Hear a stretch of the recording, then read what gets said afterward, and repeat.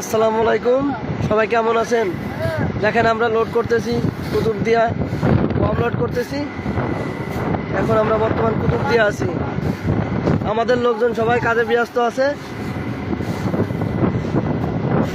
এক হাজ প্রায় লোডের কাছাকাছি, এক হাজ প্রায় লোড হয়ে যাচ্ছে। আবহাওয়ার অবস্থা খুবই খারাপ, আবহাওয়া তেমন একটা ভালো না। বাইরে অনেক জাহাজ আছে, প্রচুর রুলিং হচ্ছে জোয়ারের সময়। বুঝতেই পারছেন কিভাবে রুলিং হচ্ছে।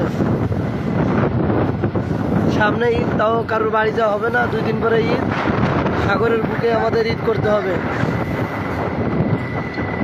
এই হলো আমাদের নাবিক জীবন, এই হলো আমাদের জাহাজ।